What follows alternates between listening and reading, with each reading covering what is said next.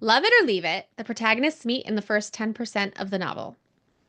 I'm going to swim against the current on this one and say leave it.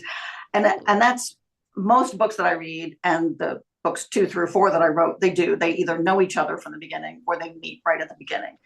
But I think it's, to me, it's more important that the reader gets introduced to the two characters right away than it is that the two characters get introduced to each other right away. And that's what, in Counting on Love, it takes a while before they meet because she meets Jasper first. And what I really want is my readers to fall in love with the characters first and then watch them and go along for the ride as they fall in love with each other. all right. Love it or leave it, dual point of view narration. That's a love it. All right.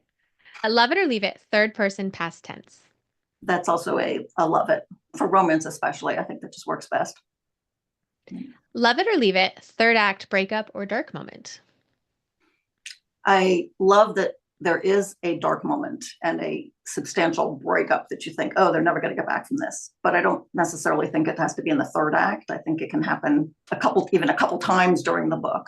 So Oh, interesting. Interesting. Love it or leave it, always end with an epilogue. I'd say leave it for that also. I don't need an epilogue for every story. I do kind of like at the end of a series to have an epilogue and kind of a little wrap up and see where all the characters are, but I don't need one every book. All right. Love it or leave it, share research in your author's note. That for me in the romances, it's a leave it, but in general historical fiction, then it's a love it. So, Oh, interesting. Is there a reason why you don't like it in romances? well, I kind of, like I said, I try not to overburden the romances with all this great stuff that I found during my research.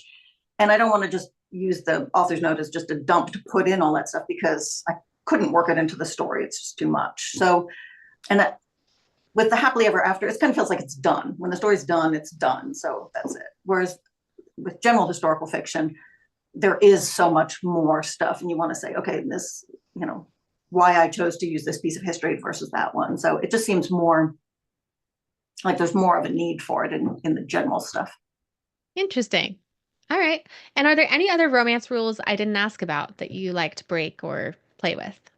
So the one that I played with mostly in the next book in Holding On to Love is timeline or chronology. And usually with romances, I don't know if it's a rule, but what generally happens is you start at the beginning and march on through to the end. And in Holding On to Love, it doesn't do that. And so I like playing around with the timeline and the structure. It starts kind of right where Counting on Love is ending. But by that time, the two characters, which would be Jasper and his mistress, have broken up. And so the timeline, the present timeline of that book is that they have to get back together. They're apart and they have to get back together. But there's also the whole story, the whole backstory of them falling in love in the first place. So it's kind of goes back and forth in chapters so that we can see them in both timelines. And that's not something that I generally see in romance, but I wanted to try it in this one. So I broke that rule, I guess. Yeah, that's very interesting. I am curious to read that and see how that works out. Well, thank you for playing Love It or Leave It. I have enjoyed hearing about how you approach these romance rules.